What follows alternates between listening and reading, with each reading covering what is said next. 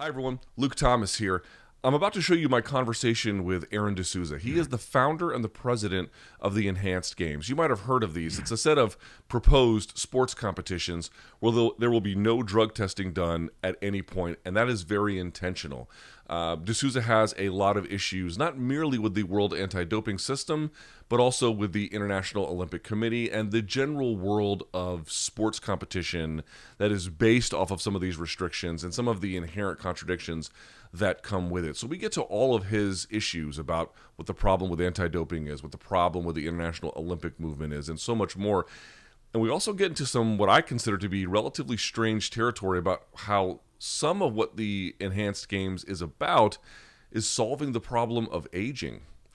It's a wide-ranging conversation. At the end, I ask you just to judge for yourself. But as always, I can be reached lukethomasnews@gmail.com. Thank you so much for watching. Without further ado, here's my conversation with Dr. Aron D'Souza. You might have heard of the Enhanced Games. The gentleman here who joins me to talk about it today is its founder and president. It's Mr. Aron D'Souza. Hi, Aron. How are you? Hey, Lucas. Thank you for having me on your show. Okay, very good. I'm glad you're here. So let me put my cards on the table and kind of tell you what I want out of this exercise in speaking to you. Of all kind of sports media personalities, I have perhaps one of the most I do not really believe in current anti-doping as it's constructed at all. I have an enormous amount of questions, which is why I was very intrigued to have this conversation with you. Nevertheless, I still want to have as skeptical a conversation as I can for the purposes of the audience education. So let's Sure, start let's do this it. let's start this conversation from its origin. Whose idea was the Enhanced Games, and what is the purpose of the Enhanced Games? Well, whose idea was it to have enhanced games? I feel like it's everyone in every pub since the beginning of time. You watch competitive sports, and a lot of people say, "Well, isn't he doping, or wouldn't it be more interesting if they were using enhancements?" But I credit the idea to Professor Julian Savulescu, who's a professor of bioethics at Oxford University. He wrote this wonderful paper, "Why We Should Allow Performance Enhancing Drugs in Sports," nearly 20 years ago. And it's like the whole business model for the enhanced games, written by three eminent bioethicists.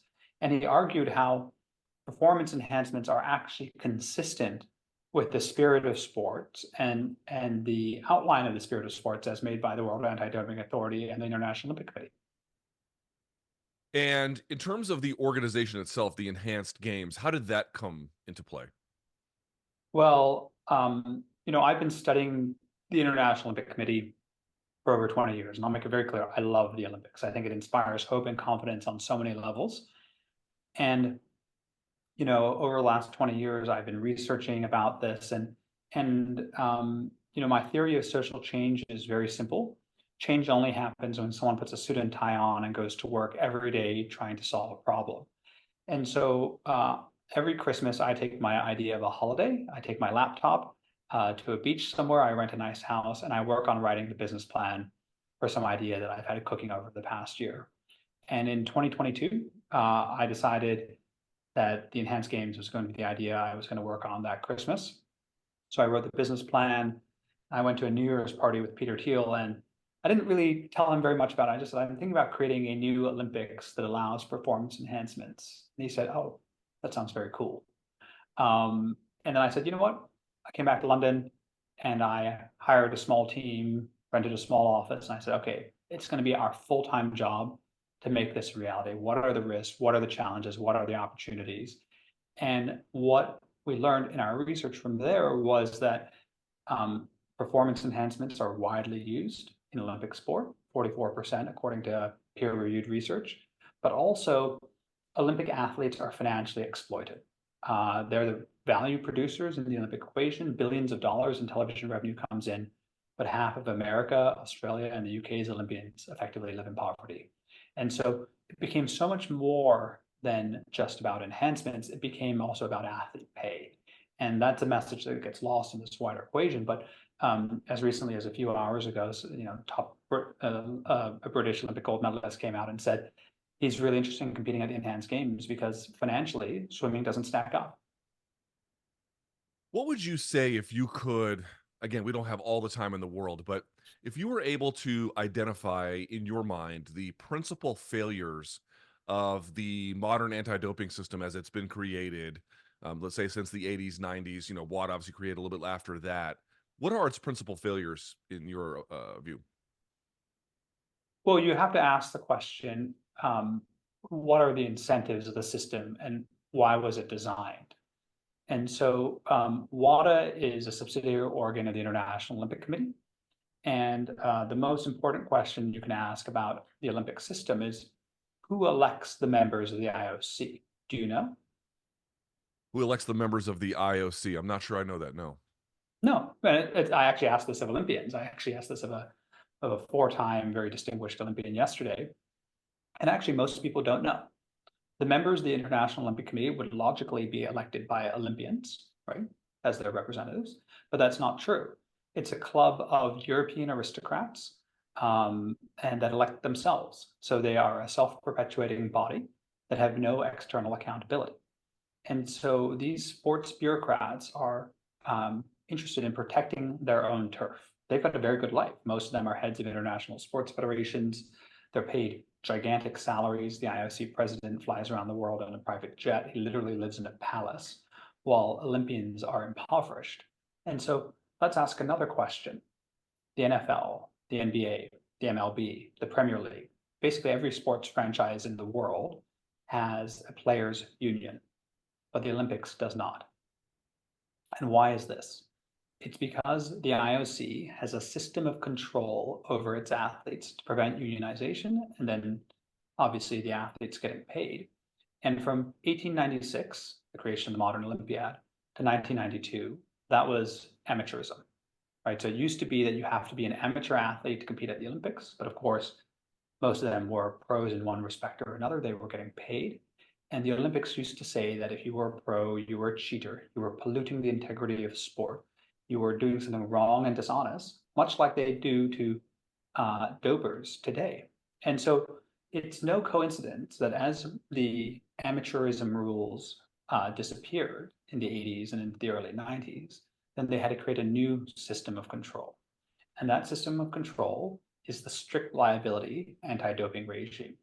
And it's designed to control the athletes. And so when you look at the scientific literature, 44% of Olympians are doping, right? That is settled science in research that was funded and commissioned by the World Anti-Doping Authority, and less than 1% are getting caught.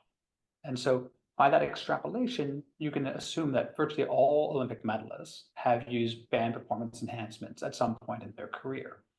And the Olympics have allowed the system to fester and to metastasize, because that means that in their library of frozen samples of athletes, they have ammunition. They have a tool to blackmail athletes who make any efforts at unionization.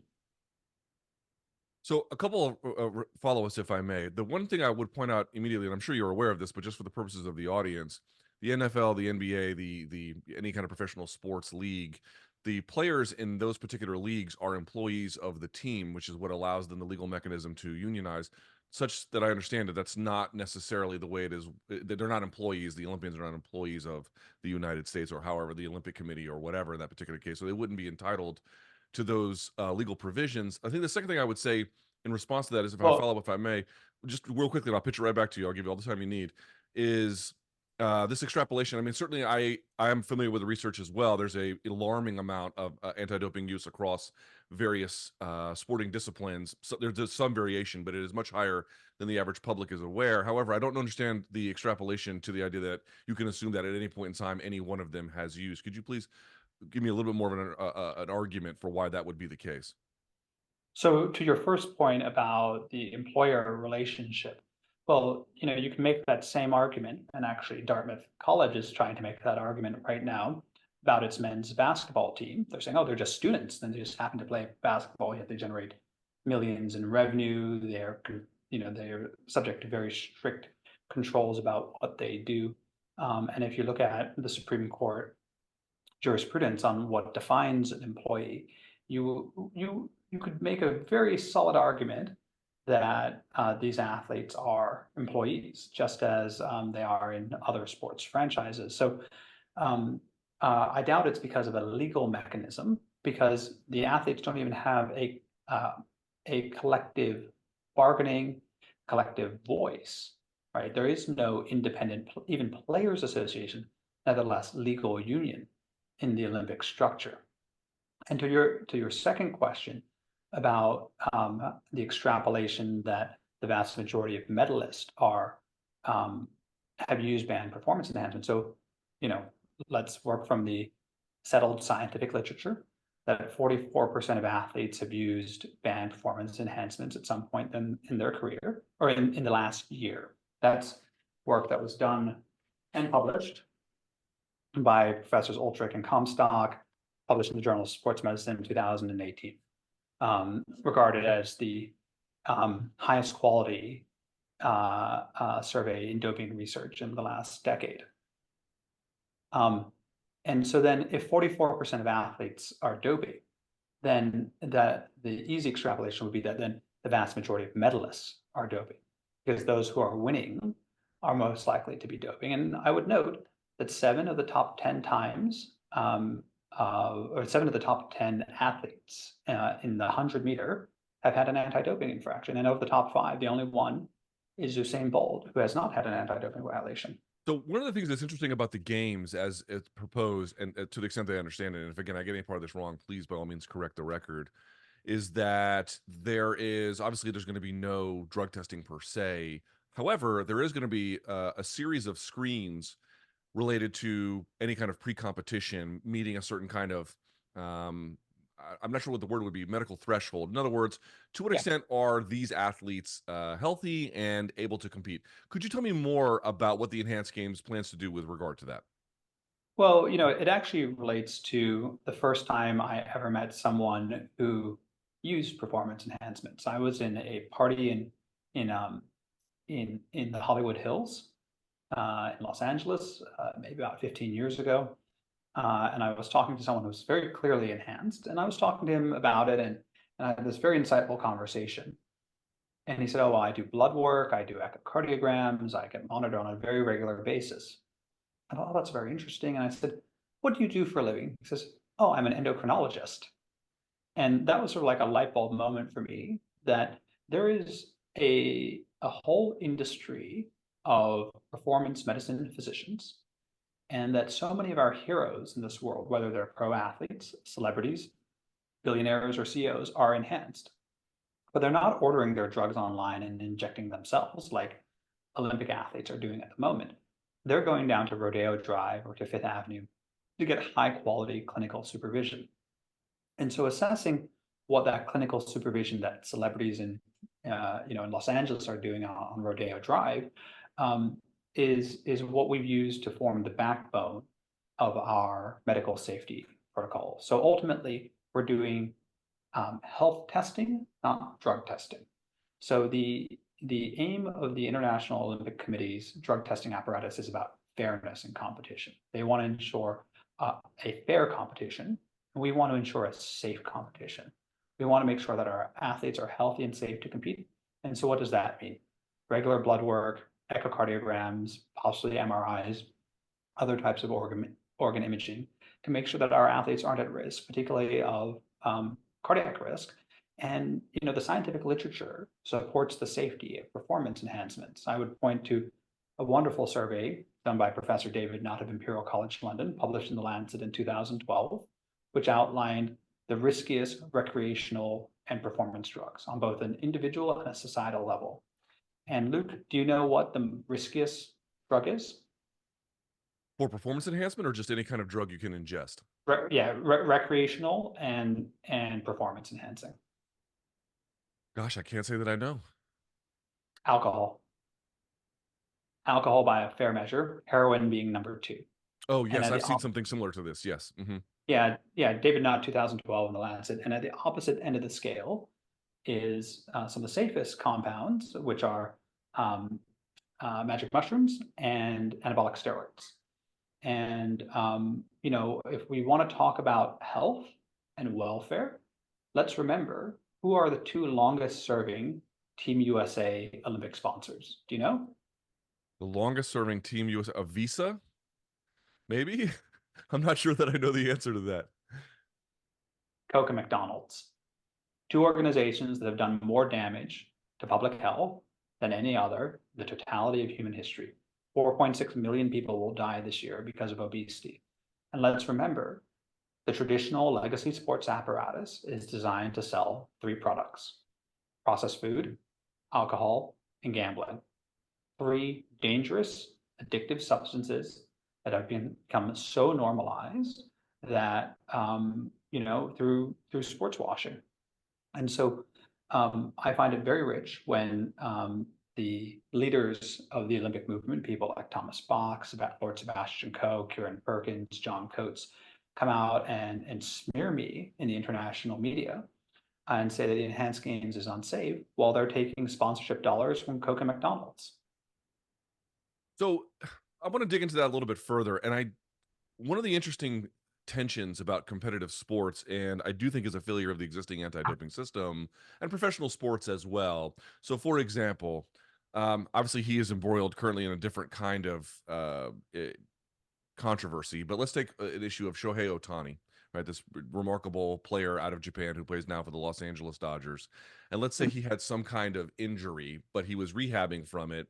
The reports about any kind of rehab, to the extent he was ready to play, would be just that. To what extent is he actually ready to play? In other words, when they say a player is healthy, what they actually mean is to what extent can they perform these professional services?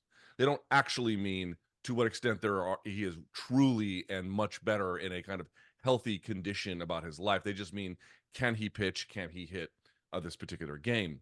But there's a natural tension involved between elite sport performance and healthiness. And I don't know that the enhanced games can really solve that, right? I mean, part of what you guys are selling, and I think quite understandably, is that, listen, we are going to offer a dynamic product that in certain ways could be even more interesting than the Olympic Games. And I've heard you say in previous interviews, watch some of these records get shattered. I understand the value of the health screenings. I'm not in any way opposed to that, but I guess I'm just trying to wonder, to what extent can your product be safe if, in fact, it is about elite sport performance? They are allowed to use what can be risky substances.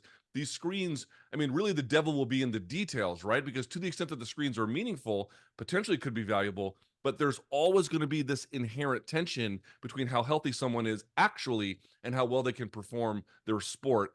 I don't know that the health screens, without much further information, tell us a lot about how you solve that problem. Yeah, and I recognize there's that tension, and I would note that there have been 188 Olympians in recent years who have committed suicide. And the mental health epidemic in elite sports is something that's very real. And that's why, as a part of the enhanced games, we're paying all athletes.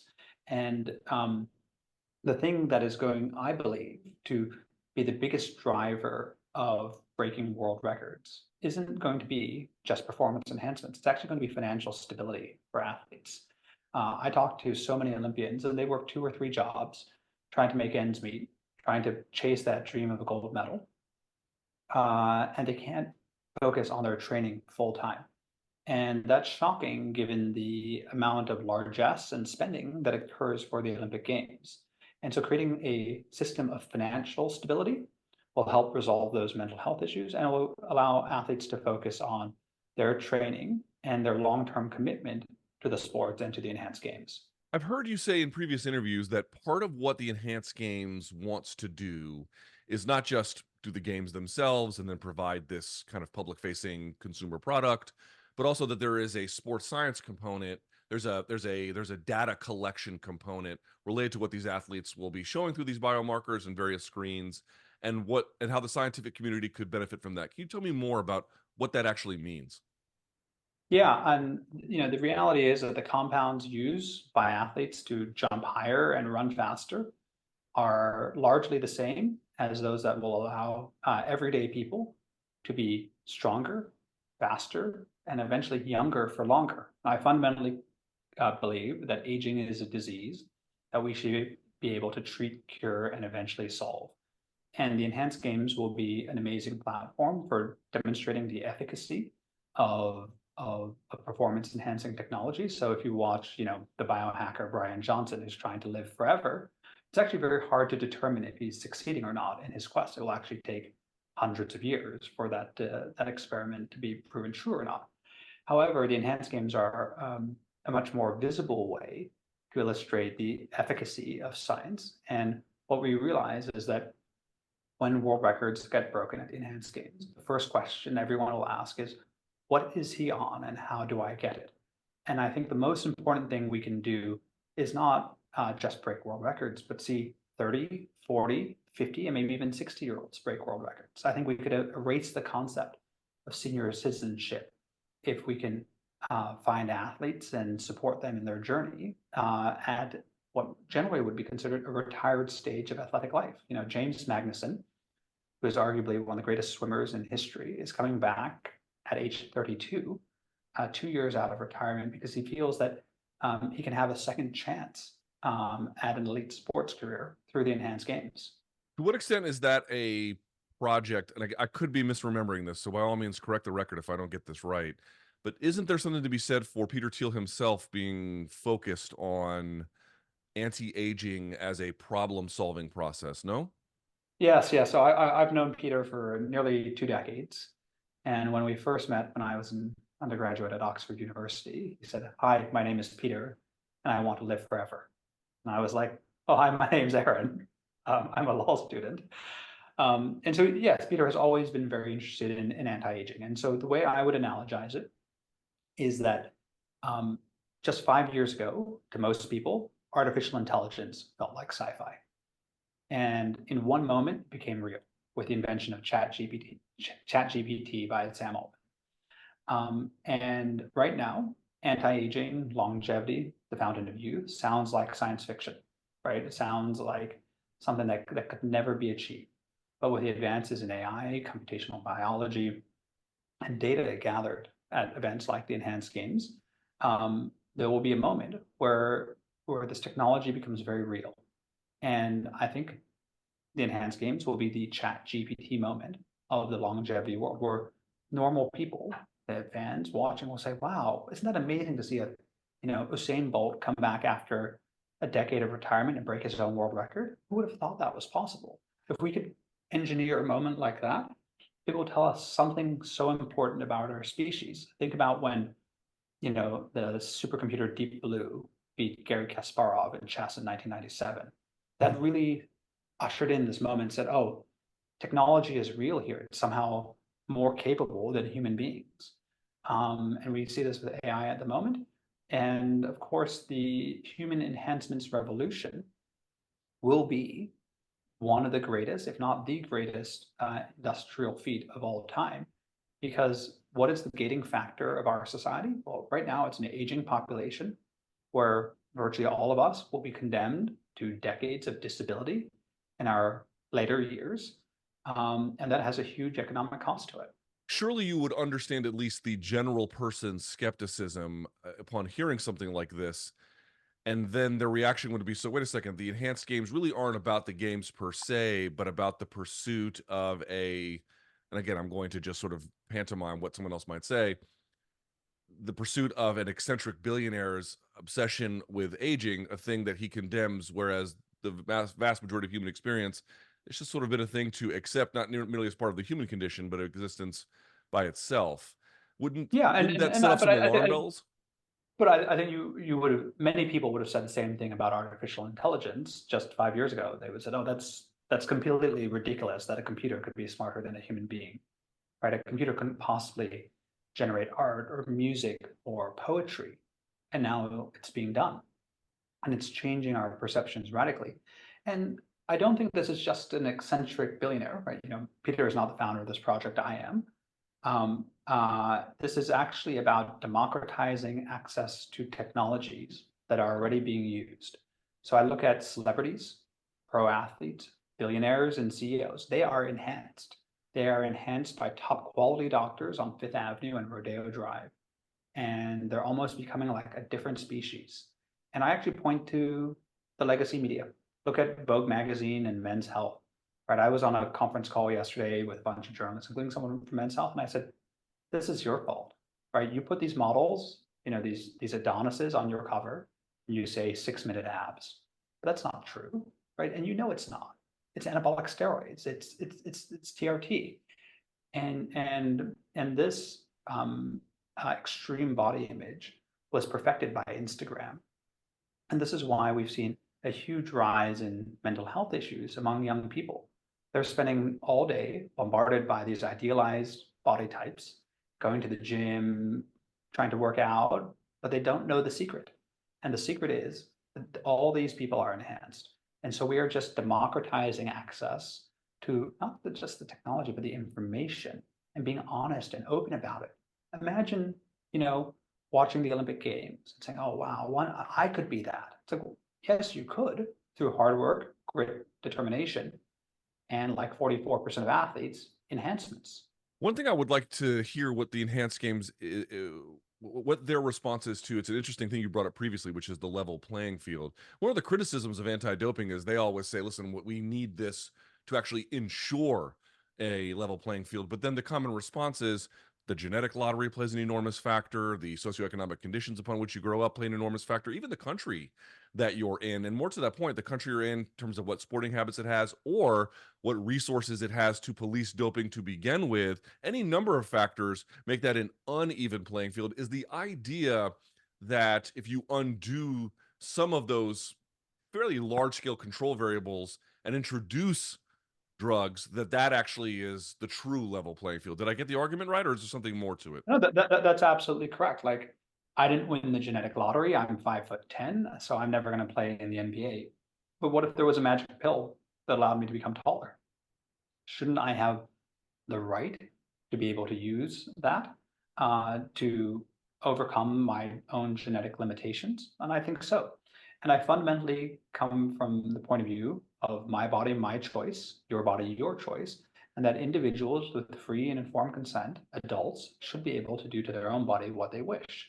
And no paternalistic government or sports federations should tell us what to do. In terms of the democratization of some of these enhancements that could be available in the future, currently as it stands, for example, I'm sure you're well aware of this, but again, for the audience's sake, you could go to Thailand, walk into any pharmacy, and you can just go buy performance-enhancing drugs. It's very simple. Yeah. But obviously, in this country, these are very, very controlled. They have to be doctor-administered for ostensibly strict medical purposes. There are ways around that, of course, but you get the idea.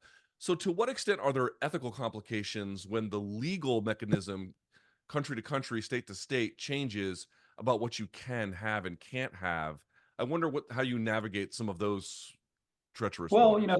the reality is the enhanced games has now elevated this conversation to the highest levels. We were at the British Parliament just under a month ago, where we hosted the first conference on human enhancements at the House of Lords. 56 of the top scientists in the world, academics and other thinkers came. And we talked about what Britain needs to do to reform the law to win the human enhancements industry. And then at the same time, earlier this week, President Biden issued a statement expressing deep concern about the enhanced games, literally a copy and paste from the WADA website by a sub-cabinet level official. So the world and its top leaders, the superpowers, are now starting to think and talk about the enhanced games, and we are shifting the global conversation. And that comes back to a point I made earlier in the show. Change only happens when someone puts a suit on and goes to work every day trying to solve a problem. And I don't know anyone until I rented this little office in Kensington in London who said, it's going to be my job to make performance enhancements legal, celebrated, approved, and that's what we've done. The International Olympic Committee doesn't like this because they've had a monopoly on global sports for nearly 100 years, and no one has ever challenged them. Luke, you're a smart guy. Do you know anyone who's ever tried to create a competitor to the Olympic Games? Not successfully. No, I can't find actually any evidence of anyone who's even tried at like step one, right? Like, has anyone ever written a business plan and raised external capital for a competitor to the Olympic Games? I don't see any evidence whatsoever because they are so powerful. They're more powerful than FIFA. They're more powerful than the NBA or the NLB because they ultimately control all of global sports. And we've shook them to the core and they're really scared. In terms of mechanical doping, I wonder where the enhanced games comes down. Again, for the audience's purposes, doping, obviously, folks might understand. You take some kind of performance enhancing substance and it boosts performance, ostensibly. Mechanical doping would be a little bit different. It would be something like what kind of suit you would wear in the pool to get quicker swimming, or certain kinds of shoes you can wear to get a faster marathon time. Does the enhanced games in any way intend to foster, I don't know, engineering or allowance of these practices as well? Yeah, so the first enhanced games is about pharmacological enhancements, but we've received a ton of interest from Paralympians wanting to compete at the enhanced games because they're sick of, basically competing in a second tier Olympics. And Paralympians see themselves as enhanced. They used to have steel legs and then titanium ones, now carbon fiber. And the collaboration with engineers is essential to being a good para-Olympian. And at our conference at the House of Lords, we had Professor Rory Cooper from the Human Engineering Lab at the University of Pittsburgh, who is a war veteran, Paralympian, and world-class engineer, talking about the advancements that are happening in para sports. And the marathon time, the wheelchair marathon time went from like 4 hours 3 decades ago to less than 1 hour now. And that's because of technological advancements. And I would love to see similar advancements brought into the enhanced games. And to go back to a point I made earlier, traditional legacy sports is designed to market three things: processed food, alcohol, and gambling.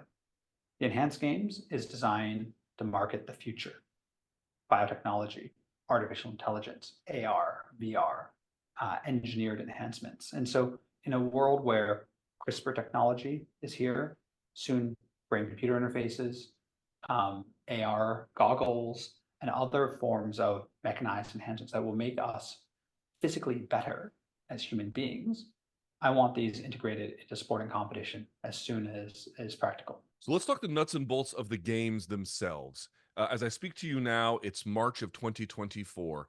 Give me a roadmap. I know your plans are set for 2025, but for the audience's sake here, from today until the games themselves, I know there's a series of exhibitions that are going to be held, and then the games themselves. What actual games are there going to be? Let's talk about the roadmap from here to finally the debut of the games on Okay, some kind of great. Yeah. broadcast entity. So next Monday, the 25th of March, we will be announcing how athletes can participate in the games. And that will be timed with the announcement of our major media partner, which is very exciting. And also, we will be announcing next week how athletes can be compensated and the exact compensation structures for athletes. On the 12th of August will be the first qualifying events. That's the day the Paris Olympics close. So you might be familiar with CrossFit and how they do online qualification. Yes. We want to remove as many barriers to entry as possible, because at the Olympics, you have to be a good athlete, but you also have to be a good politician. You have to navigate the complexities of your sports federation, coaches, national Olympic committees, etc., which makes it all very complicated. And so instead, at the enhanced games, athletes will qualify online just by posting a video of themselves running and jumping. If they post a good time or content goes viral, we'll send them $500 to come to a regional qualifying event, prove that they can do those times in real life, and then they'll be selected to be paid sponsored athletes on our squad for the first enhanced games. And the first games is not like the Olympics. The Olympics waste billions of dollars by building a dozen stadiums and then throwing them away after 2 weeks. It's one of the most wasteful exercises in human history. And that's because they have too many sports and too many athletes.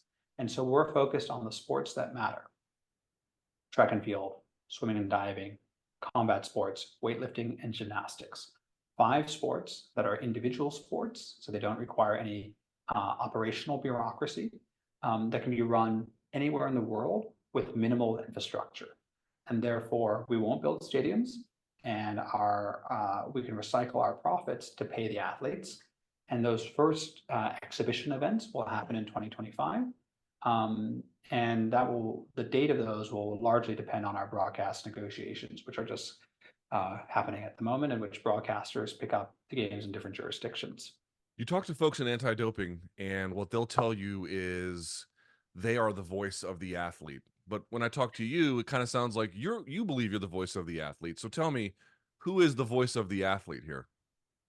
Well, it's not people like Travis Tygart or Kieran Perkins or John Coates or Thomas Bach who are earning millions a year while the athletes of the world are being financially exploited, right? No one at WADA, no one at USADA is elected by athletes. They're not supervised by athletes. And ultimately, because we're starting something afresh and we have to actively recruit athletes, we always have to put our athletes front and center in all of our decision making. And one of my principal goals at the Enhanced Games is to make athletes rich, right? Track and field and swimming in particular are the two most participated sports in the world, yet they have no professional league. Hardly anyone in those sports have ever made more than $1 million a year, and it is pathetic. It is pathetic compared to golf, tennis, soccer, and all the other team sports. And it's only down to mismanagement by the quote unquote not-for-profit sports federations that are some of the most entrenched and evil monopolistic bureaucracies that exist in the world. I have a sense of what the long-term vision is, assuming everything can go reasonably according to plan. But just for the first games themselves, what would you say would be what constitutes victory? When the day after the games are over, if I had the conversation with you again, did you achieve your goals? What are the goals for that event as we speak today? So at the Olympic Games, fans tune in and patriotism comes out. At the Enhanced Games, fans engage and superhumanity comes out. And so the real question is, how large of a fan base can we build to watch and engage in the first event? And so the 100-meter sprint final at the Olympic Games ranks about the same level as the Super Bowl in terms of television coverage. But of course, the first Enhanced Games, the first opportunity where science gets unlocked, should be so much larger than that. We've captured the public imagination just in announcing the concept. And so, I would hope that we could have a Super Bowl level audience for the first 100-meter final at the Enhanced Games. If we could do that, then our athletes will be extraordinarily compensated. And we can do that all safely. We can prove that enhancements are real, that they are effective, they are safe, and we will change the global conversation. And then ultimately, if we break the world records in those first events, do athletes want to be the fastest man in the world or the fastest natural man in the world? I think they just want to be the fastest. And I'm sure fans, broadcasters, venues, host cities all just want the fastest. They don't want some arbitrary natural fastest. And who's going to want to watch and pay for the old slow Olympics when you can watch the fast modern Enhanced Games? To what extent do potential broadcast partners have any concerns that an average person would have when they first encounter information like this? I think that broadcasters realize that although some may disagree with this, it is something that everyone will want to watch. And I've had some very interesting conversations with broadcasters who say, "Oh, I'm not sure about this." And I say, "Don't you broadcast the Power Slap League?" And they're like, "Well, we do." Right? They're like, "Well, this is dramatically safer on every level than the Power Slap League," which is Again, just, that's a low bar. I mean, that's a very low bar you have to clear. the Power Slap League, which is broadcast on many major networks, and that is owned by UFC, now a listed entity, right? Right.